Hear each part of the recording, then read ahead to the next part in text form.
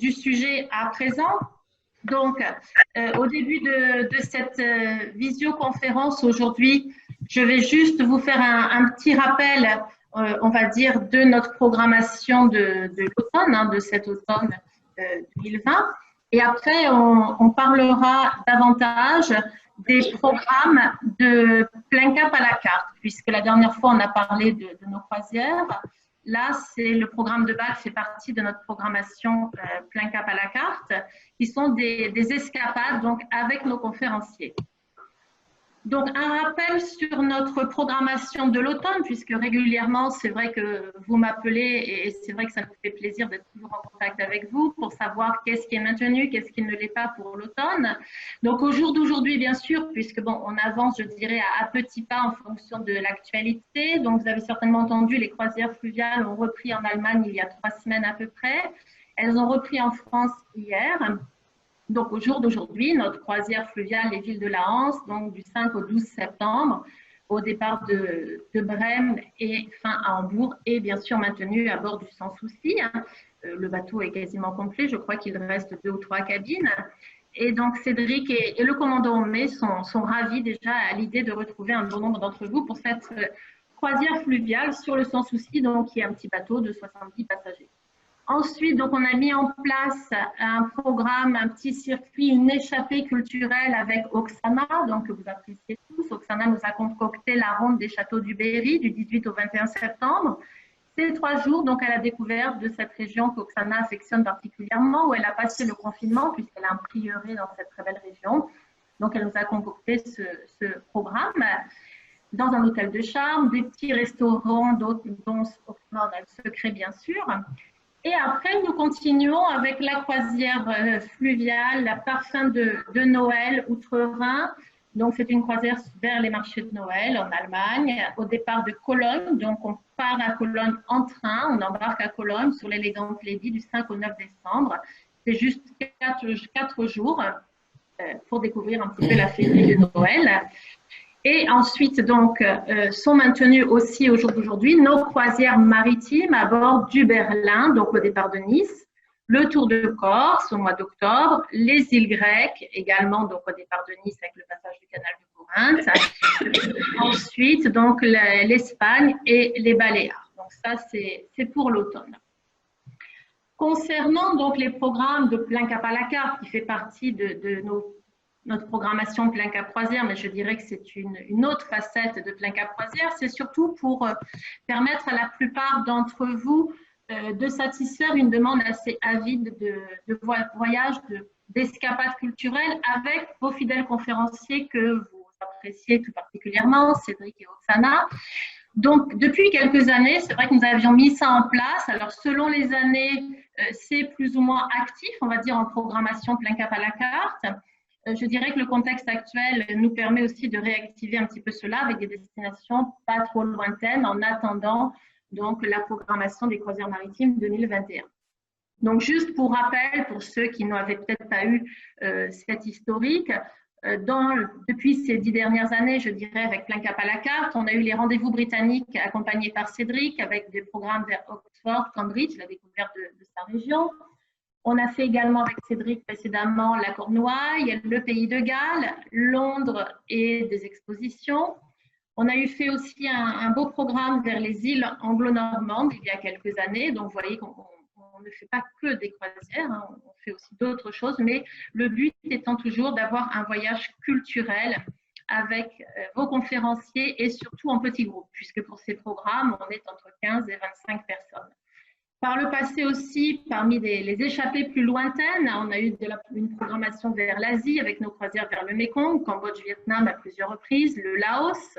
Cette année d'ailleurs, on a un groupe qui est parti sur le Laos, donc toujours en affrétant là, des petites unités, des petits bateaux. Hein. Sur le Laos, on a eu fait aussi le Brahmapoutre il y a quelques années avec Cédric.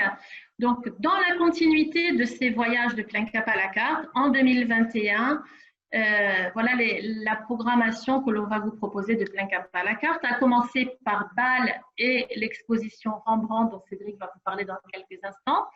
Et il y aura donc ensuite pour 2021. En avril, la programmation donc d'un circuit Chypre qui, dans quelques jours, sera disponible sur notre site internet. C'est un circuit qui a été concocté par Cédric sur l'île d'Aphrodite du 12 au 17 avril. Alors, l'intérêt de celui-ci, parce que vous allez me dire, Chypre, on connaît, on a tous fait escale à Limassol, c'est vrai. Larnaca, on connaît. Colossi-Courion, on connaît.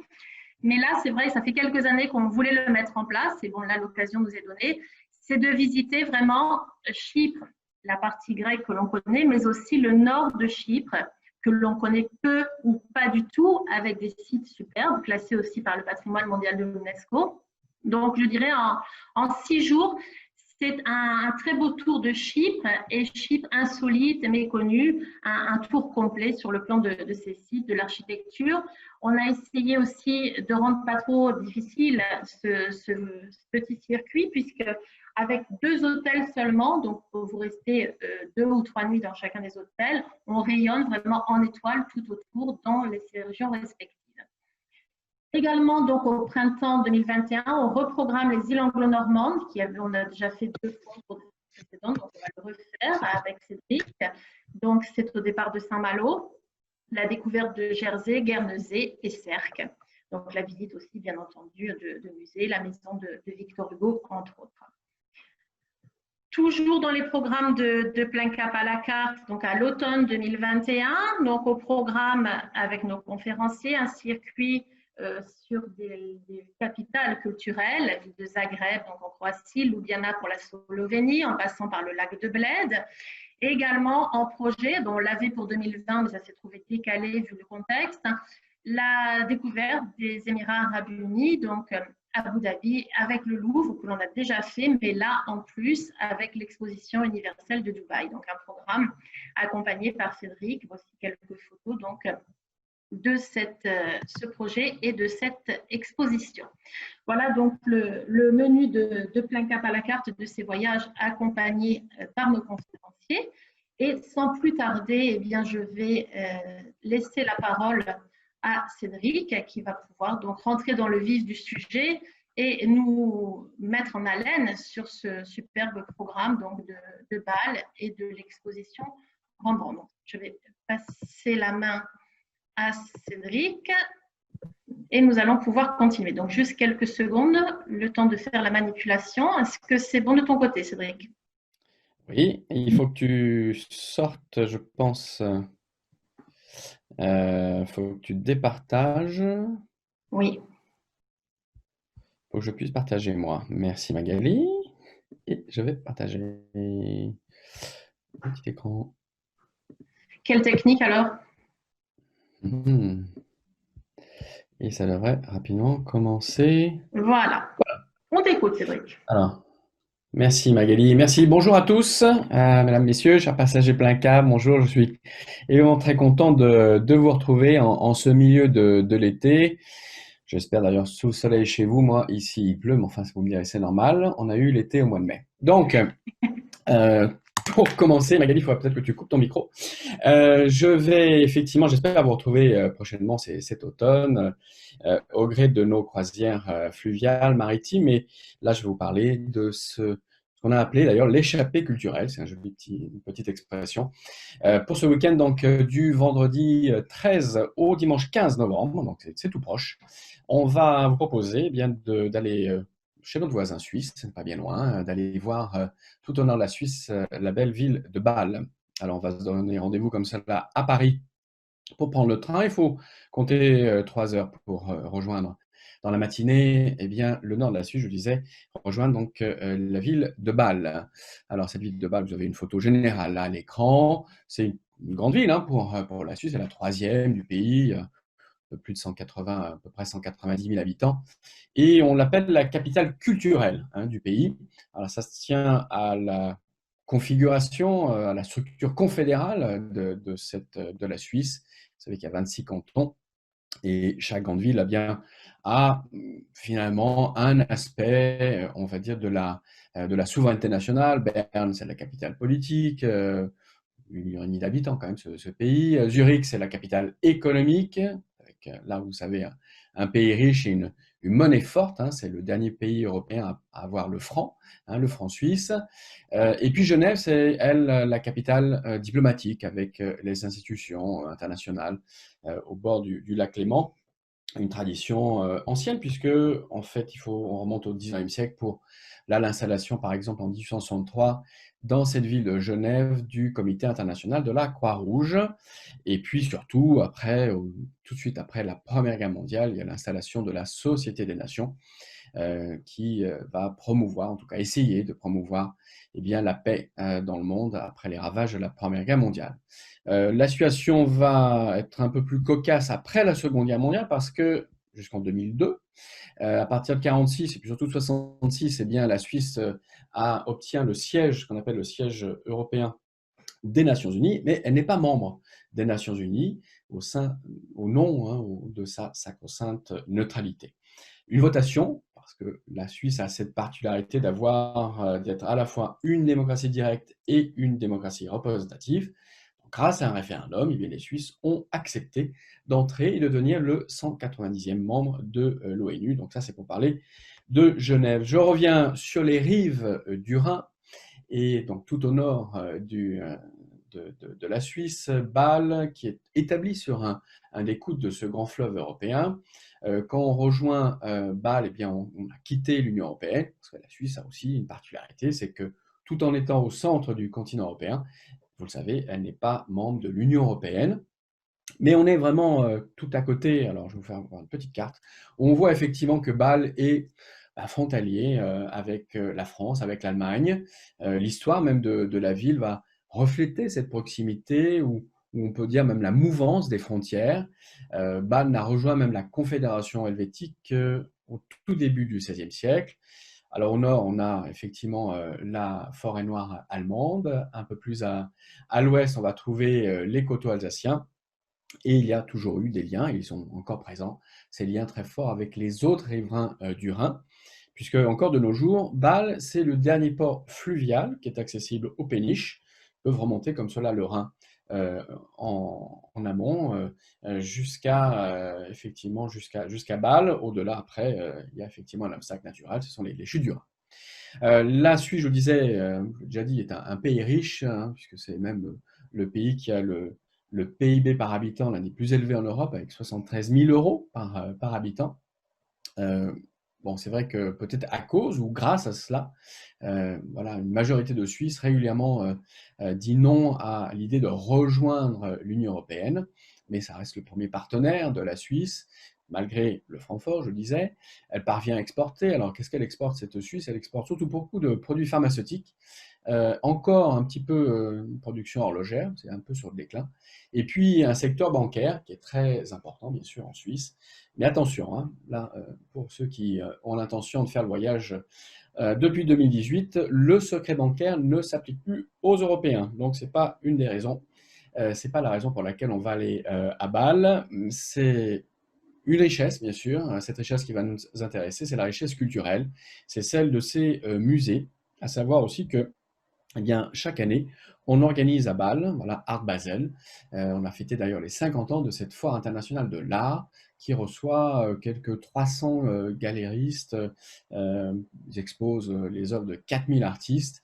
Et c'est vrai que la ville annonce fièrement avoir 40 musées.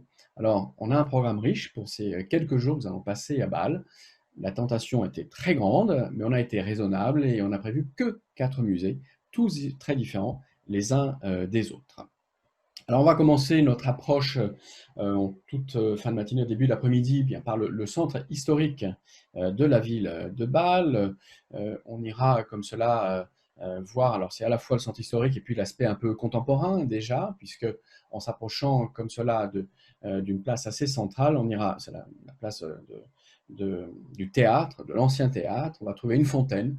Cette fontaine, elle a été aménagée par un artiste qui a commencé sa carrière ici, il s'appelle Jean Tinguely, pardon, et en 1977, eh bien, il a fait construire cette spectaculaire fontaine Alors, une fontaine toute animée, mécanique, enfin, faite d'éléments de récupération du théâtre qui occupait l'emplacement.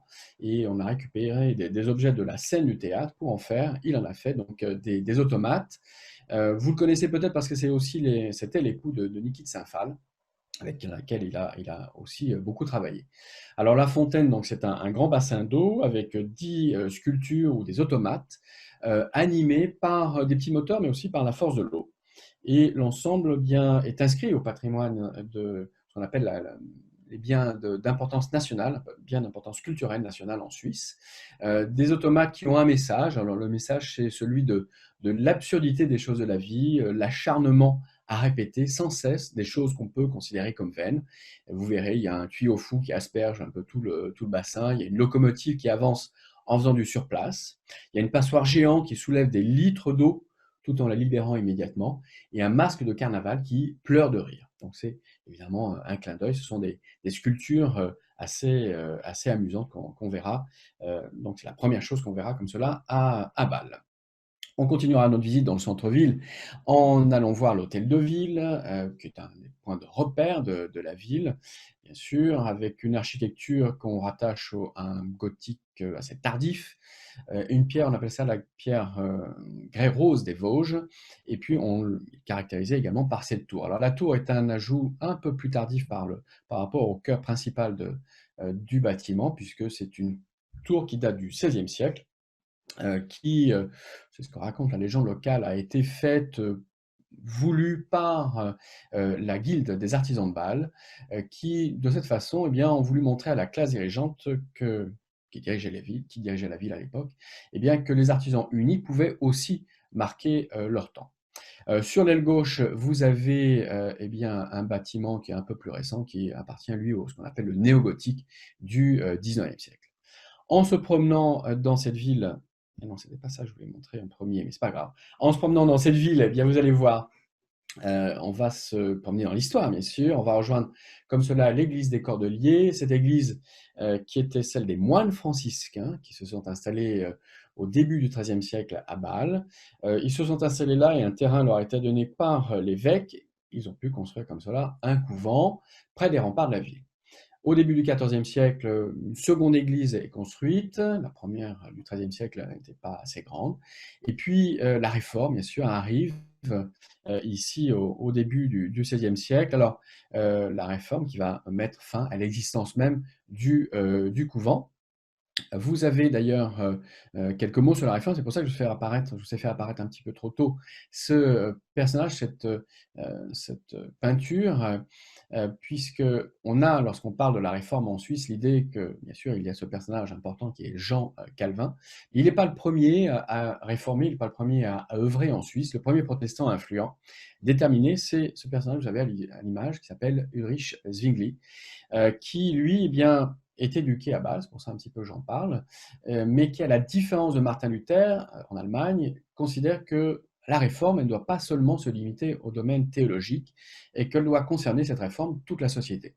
Alors, il va très vite être en rupture avec Rome, il va même voilà, s'opposer à l'idée et mettre fin à l'idée du célibat des prêtres, en épousant lui-même une riche veuve. Et puis, il va faire déposer les images dans les églises. C'est ce qu'on appelle un iconoclaste. Il va aussi participer à la guerre de religion qui va déchirer les cantons suisses. Il finira d'ailleurs très mal puisqu'il sera la victime de cette guerre à Zurich. Sa épouse sera démembrée, brûlée et ses cendres jetées au vent. On est en 1529, moment où le couvent des Cordeliers devient aussi la propriété de la ville de Bâle. Seule l'Église va conserver une fonction religieuse jusqu'à à peu près la fin du XVIIIe siècle, et on va l'utiliser à partir de ce moment-là, lorsqu'elle n'a plus sa fonction religieuse à la fin du XVIIIe siècle, eh bien comme un entrepôt. Alors on va y entreposer surtout beaucoup de sel, et à la fin du XIXe siècle, eh bien on va dire que le bâtiment est en très très bon état, il est vraiment à l'abandon, délabré, et à ce moment-là, eh bien la ville de Bâle va décider de restaurer ce bâtiment et d'en faire un musée. Donc ça va devenir le musée qu'on visitera, le premier musée que l'on visitera, qui est le musée en fait de l'histoire de Bâle, un musée dont la collection permanente est destinée à montrer, consacrée à l'identité de Bâle, cette identité qui est au carrefour des cultures suisses, allemandes et françaises. Une exposition qui compte un petit peu les merveilles du passé. Alors, on a comme ça là le témoignage de l'artisanat artistique, de la culture du quotidien, un accent qui est mis sur la période de la fin du Moyen-Âge, la Renaissance, de l'époque baroque. On y trouvera le trésor de la cathédrale, les tapisseries également tapisseries illustrées de Bâle, de Strasbourg. Le musée a conservé également des éléments des anciens cabinets de curiosité. Alors ça, c'est un élément très important parce qu'on a les cabinets de la famille Amerbach, de Fesch, qui est lié à cardinal de Fesch, l'oncle de Napoléon, qui présente des œuvres de grands collectionneurs comme cela, bâlois, des XVIe et XVIIe siècles. Et puis, quand je parle de Bâle, ou l'histoire de Bâle, l'évoquer, ça me fait penser, bien sûr, à une des raisons qui attachent Bâle, si vous voulez, à l'histoire mondiale, à notre histoire contemporaine, eh bien, c'est le premier congrès sioniste qui est organisé ici à Bâle à la toute fin du XIXe siècle, en 1897. Alors, c'est un écho assez étonnant avec l'histoire même de la ville, parce que 5 siècles plus tôt, comme ailleurs, hein, ce n'est pas le cas unique à Bâle, on va accuser les Juifs d'avoir amené l'épidémie de peste. On va Et peu de temps après, eh bien, on va organiser un pogrom qui va décimer une partie de la communauté juive. Plus de 600 membres de cette communauté vont être, comme cela, brûlés vifs dans une grange dans laquelle ils ont été enfermés sur une île du Rhin.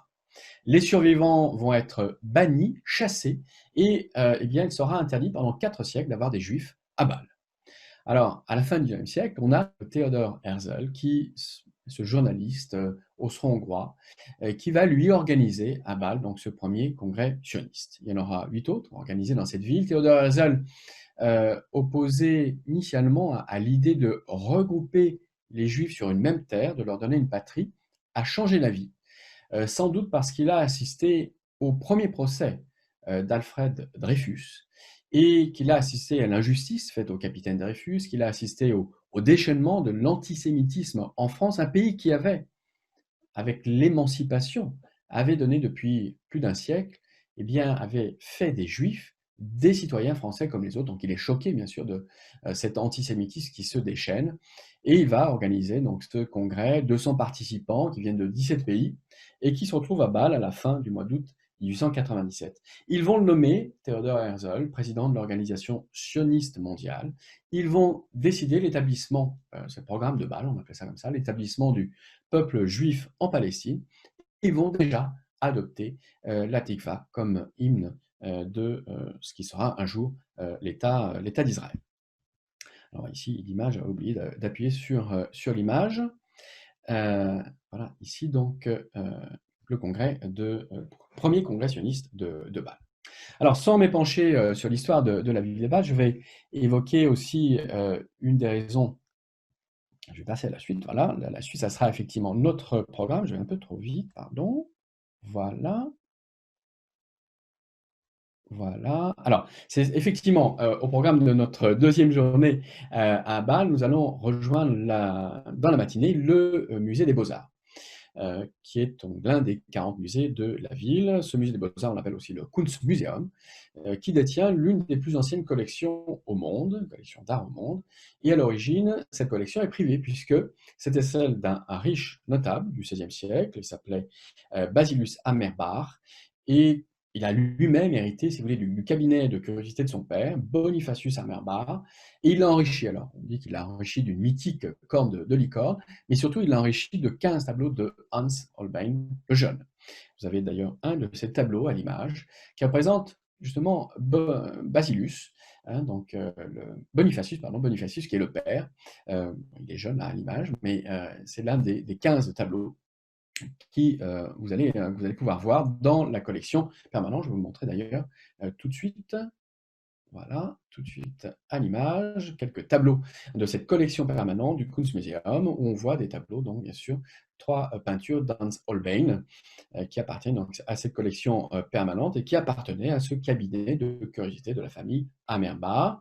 Alors, des œuvres magnifiques qui sont exposées. Et alors, parmi ces œuvres, il y en a un autre que je vous fais voir tout de suite à l'image. Cette autre œuvre, c'est celle du Christ mort au tombeau, une œuvre qui a été particulièrement appréciée par l'un des visiteurs au début du XXe siècle. Ce visiteur, il s'appelait Vladimir Ilitch Ulyanov. Il se faisait déjà appeler Lénine, et on dit qu'il a passé des heures face à ce tableau. Alors, on fera sans doute un peu plus court, car il nous faudra partager notre temps avec d'autres chefs-d'œuvre de ce musée.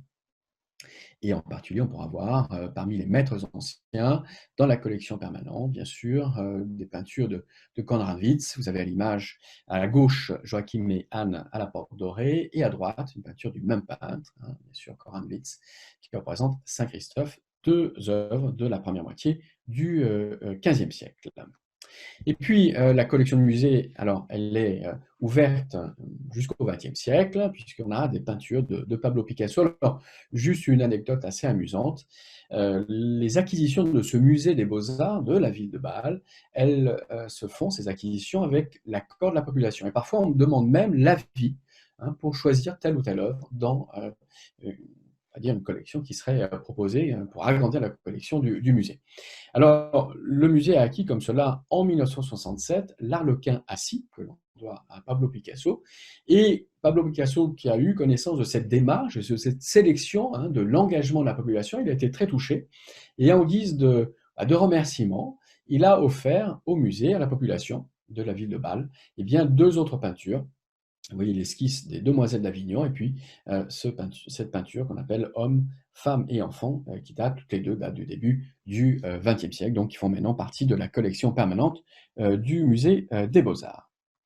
Et puis, alors, bon, voilà un petit peu là un aperçu rapide des différentes œuvres donc de cette collection. 19e et 20e siècle. Le seul intrus de cette diapositive, dans cette diapositive, c'est une peinture de Cranach l'Ancien du XVIe siècle. Mais vous voyez différentes œuvres, différents peintres de Cézanne, Monet, Munch, Gauguin, Rousseau, Warhol, Chagall et Paul Klee pour les deux images de peinture du milieu de cette image. Mais alors nous, on va également dans ce musée des Beaux-Arts pour une autre raison, puisque en plus de la collection permanente, on ira voir cette exposition qui est un des points forts de notre séjour à Bâle. Cette exposition, elle est consacrée à cet immense peintre hollandais du siècle d'or, cet incroyable Rembrandt Amerzoen van Rijn, qu'on appelle, et c'est très très pratique, uniquement par son prénom, Rembrandt bien sûr. Alors je ne vais pas me lancer dans la biographie exhaustive de l'artiste, mais vous rappeler quelques faits. Il est né au tout début du XVIe siècle à Leyde. Il a principalement vécu à Amsterdam, en tout cas dès qu'il est suffisamment connu pour vivre de son art et de cette maîtrise de la peinture de l'école hollandaise, une peinture qu'on qualifie, qu'on appelle une peinture baroque. Alors c'est un peintre très prolifique parce qu'il va réaliser quelques 400 peintures, plus de 3000 eaux-fortes, près de 300 dessins. L'intitulé exact de cette exposition, c'est L'Orient de Rembrandt. Il y a certaine ironie ou provocation sans doute dans ce titre, puisque on est à peu près sûr d'une chose, c'est que Rembrandt n'a jamais quitté les Provinces-Unies, il n'a jamais dépassé Utrecht. Il n'a pas, comme beaucoup de ses contemporains, les artistes, les peintres, sculpteurs, il n'a pas fait son grand tour en Europe, il n'est pas allé en Italie, et donc encore moins en Orient.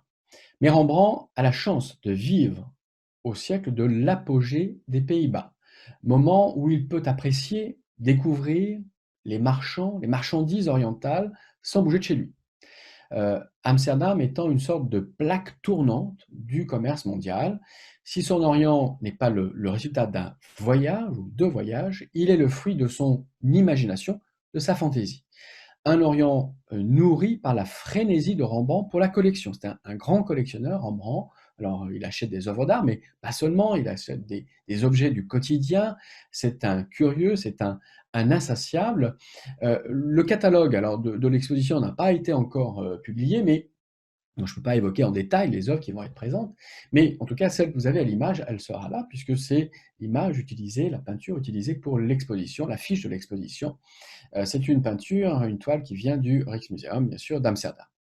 Alors, ce n'est pas un oriental qui est dépeint là sur cette peinture, c'est un citoyen Amsterdam.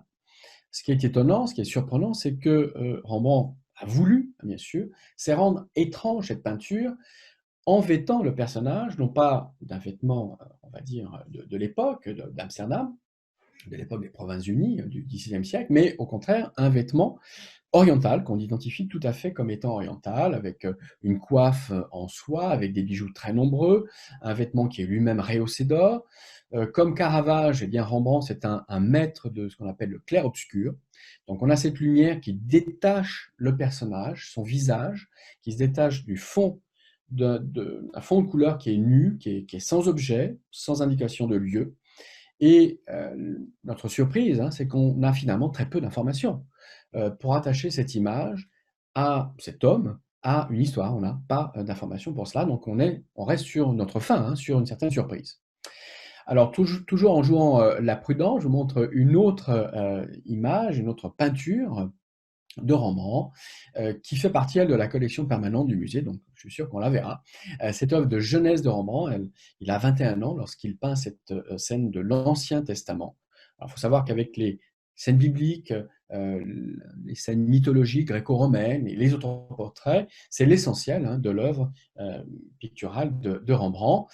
On peut parler là d'un orientalisme parce que les dorures, les soieries vont jouer encore, parce que c'est une peinture de sa jeunesse, le rôle de décor.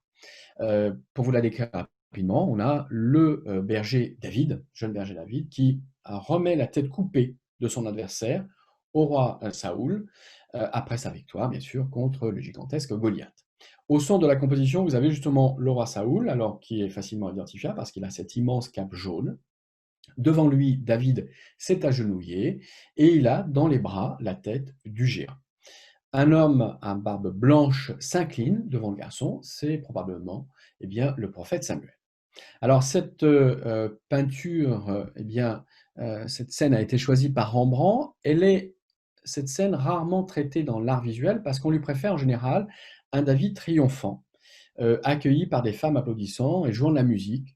Là, vous avez deux exemples. Je vous ai mis par exemple Bartolomeo Manfredi à gauche et puis une peinture de Nicolas Poussin à droite, en sachant que Poussin, c'est l'opposé de ce que fait de la peinture de Rembrandt. L'Orient dont Rembrandt se sert est forcément un Orient fantasmé. Il repose sur des informations partielles, fragmentaires, disparates. Je l'ai dit, il accumule un bric-à-brac d'objets, mais il est aussi au courant de récits de voyageurs, des récits qui sont souvent des récits méprisants, qui n'ont pas assez d'objectivité. Et puis, il a aussi le contact, il reçoit des images peintes en Orient, des miniatures qui font partie, elles, également de l'exposition.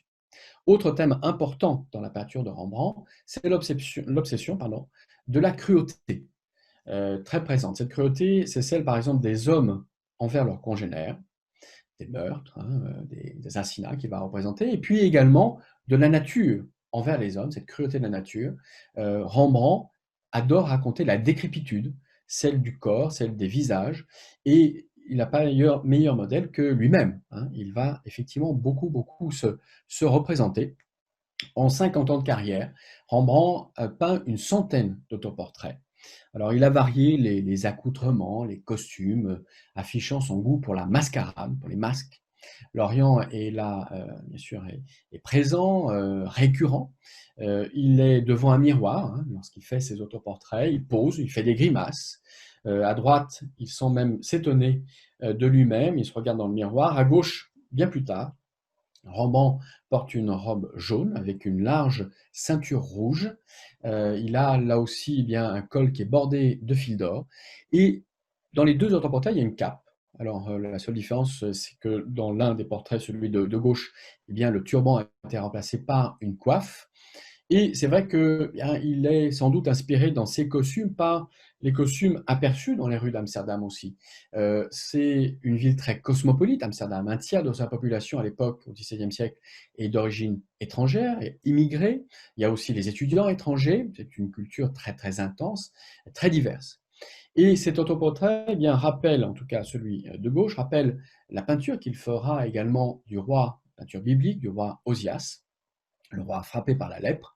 La maladie aggrave les stigmates de l'âge et il reste il y a l'éclat des bijoux. Alors, des bijoux avec des pierres précieuses, avec de l'or, qui symbolisent un petit peu ce que le temps ne peut pas dégrader, à la différence, évidemment, du visage. Autre portrait, autre thème, celui de la mythologie. Alors, je ne sais pas si cette peinture fera le voyage, j'espère. Elle est à la Fondation Caboustet et Gulbenkian à Lisbonne. On va bien la revoir, cette peinture, parce que c'est un portrait. Alors, là aussi, on a du mal à l'identifier. Il y a plusieurs identifications. On dit que c'est un portrait d'Athéna ou alors portrait d'Alexandre le Grand. Toute la force de ce tableau eh bien, réside dans les scintillements, le scintillement des arts, dans la ciselure que capte le regard, si bien que le visage, au centre, on a parfois l'impression qu'il n'est pas là, qu'il y a une sorte de vide. Et pourtant, on est amené à regarder, à revenir vers ce visage, hein, cette beauté adolescente, réalisée dans les 10 dernières années de la vie du maître. Et il montre aussi l'ambition de Rembrandt. Rembrandt, c'est le fils d'un meunier du Rhin, hein, Van Rijn, c'est le Rhin, qui a gagné beaucoup d'argent. Alors, pas assez quand même à son goût, parce que ses clients, ce n'étaient pas des grands princes, ce n'étaient pas des rois, c'était des bourgeois hollandais, des clients qu'il qualifie lui-même souvent d'avaricieux. Et lui, Rembrandt, est un grand dépensier.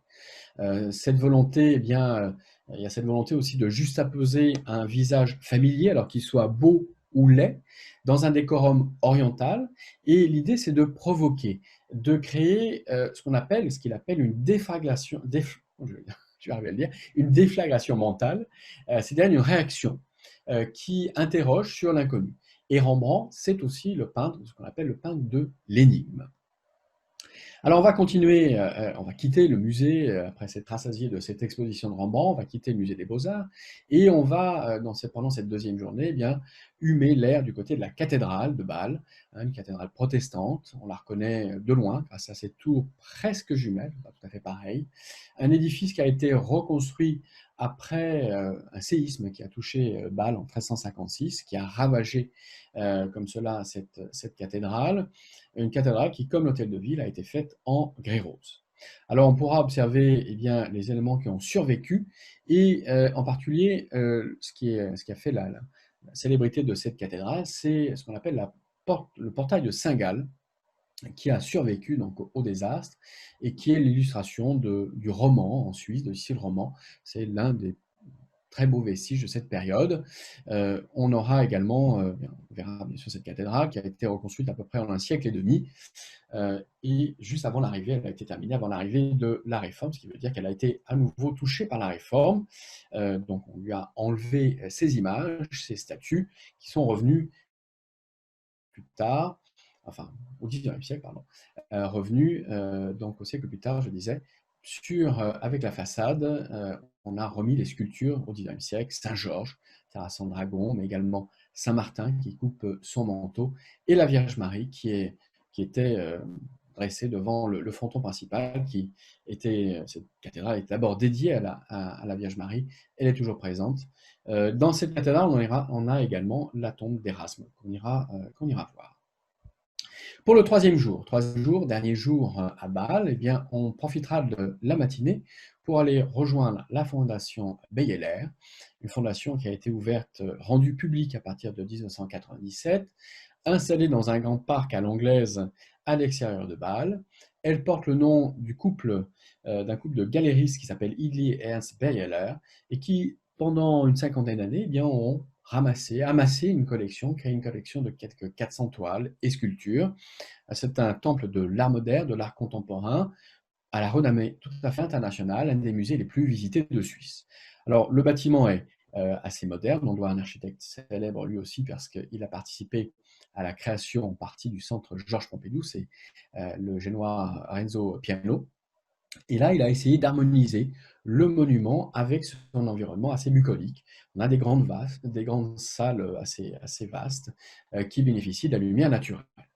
Alors, on aura comme cela, eh bien, dans un écrin de beauté de cette nature, une exposition, la seconde exposition de ce séjour, en tout cas une exposition qui s'appelle, en anglais, c'est Close-up. Si on traduit, on va traduire ça par gros plan. Un gros plan sur, eh bien, 9 artistes femmes et leurs œuvres. une exposition sur 9 femmes qui ont, entre 1870 et nos jours, eh bien, ont pu accéder pour une première fois à la production artistique professionnelle, hein, parce qu'avant 1870, c'est quand même très rare. Donc, à partir du 1870, eh bien, on voit ces artistes femmes qui vont produire, qui vont se faire connaître et qui vont être reconnues, principalement à travers la réalisation de portraits et d'autoportraits. Alors, on ira voir comme cela des peintures, cette exposition qui va se consacrer eh bien, à une artiste peintre française, c'est Bernard Izzo, mais également à l'américaine Marie Cassatt, toutes deux actives dans les années 1870-1880 à Paris. Paris qui est alors la capitale de la création artistique la plus avancée. On est à ce moment-là au cœur de l'impressionnisme. On retrouvera l'allemande Paula Manderson-Becker, qui au début du XXe siècle va partager son temps entre une petite ville au nord de l'Allemagne et puis la métropole parisienne. Il y a aussi une Allemande qui s'appelle Lotte Laserstein, qui elle va être reconnue un peu plus tard à Berlin, dans les dernières années de la République de Weimar, entre 1925 et 1933, avant l'arrivée, bien sûr, du Troisième Reich. Et puis on verra comme cela également cette Mexicaine, peut-être vous connaissez davantage parce qu'elle est un peu plus médiatisée depuis ces dernières années, la Mexicaine Frida Kahlo, qui est entre les années 20 et les années 50, depuis le Mexique, souvent depuis son lit, puisqu'elle va parler de cette période, alors c'est ce qu'on appelle la période de la consolidation de la révolution mexicaine. C'est une femme martyre de son corps, hein, de maladie, mais aussi d'accidents. Et elle va, comme cela, eh bien, va peindre pendant presque plus de 30 ans. Elle va battre un record, c'est celui établi par Rembrandt, parce qu'elle va peindre plus de 55 autoportraits, c'est plus d'un tiers de son œuvre totale. Une œuvre qui est largement marquée également par la culture mexicaine. Donc ça, Frida Kahlo, c'est un des peintres majeurs, femmes, hein, du XXe siècle. Mais on ira voir également eh bien, cette exposition qui évoquera d'autres artistes du XXe siècle, la seconde moitié du XXe. Alors, vous avez comme ça des artistes américaines, alors Alice Neal, hein, qui couvre toute une période, allant de Cuba d'ailleurs à Manhattan, différents quartiers de New York. Également Cindy Sherman, qui elle part de New York et va nous parler un petit peu davantage de ce pôle très important des artistes contemporains. Et puis une artiste américaine qui s'appelle Elizabeth Peyton, qui elle est encore vivante, bien sûr, qui depuis les années 90 voyage entre New York et l'Europe de l'Ouest et qui s'intéresse davantage à des thèmes, on dira, plus people. Alors, vous connaissez peut-être les cheveux orange du prince Harry, le prince qui ne peut plus l'être, qui est là sur cette aquarelle. Et puis une autre artiste qui, elle, est sud-américaine, qui s'appelle Marlène Dumas, qui, elle, a grandi dans l'apartheid et vit en Europe depuis les années 70. Alors, cette exposition, elle s'intéresse particulièrement au regard qui est posé par ces artistes sur leur environnement et on essaiera de découvrir eh bien, le changement de ce regard entre 1870 et nos jours. Voilà. Et puis dans l'après-midi, avant de reprendre le train pour Paris, eh bien, on profitera d'un dernier musée. Alors là, c'est un clin d'œil par rapport au début du séjour, puisqu'on ira voir le musée qui est consacré à ce grand plasticien suisse, Jean Tinguely, qui voilà, a fait cette fontaine du carnaval. On pourra découvrir une sélection de ces machines sculptures, des reliefs, des dessins de l'artiste qu'il a produit tout au long de sa carrière. Alors on doit, c'est une grande partie de ses collections à un don qui a été fait par Niki de Saint-Phal, qui a qui a donné donc ses œuvres, une cinquantaine d'œuvres de Jean Tinguely au musée. Alors ce sont des œuvres qui sont pleines d'humour, de vitalité, d'ironie, de poésie. Il y a un contexte un peu plus profond puisque c'est là aussi le sens de la tragicoménie, de l'énigme, un petit peu celle qu'on aura peut-être aperçue à travers les peintures de Rembrandt, qui est visible là aussi à travers ces œuvres de Jean Tinguely. Voilà, eh bien, j'ai un petit peu terminé ce que je vais vous dire avec à propos de cette échappée culturelle. Personnellement, je vais vous donner rendez-vous pour une prochaine visioconférence qui sera proposée par Magali. Ça sera le mardi 25 août à 10h30 à propos d'une croisière fluviale qui se déroulera eh bien, avant Noël, hein, les parfums de Noël outre-Rhin. Quant à moi, je vous retrouverai en septembre pour une autre présentation liée à notre programme. À présent, eh bien, je vais passer la parole à Magali et je vais bien sûr couper l'écran.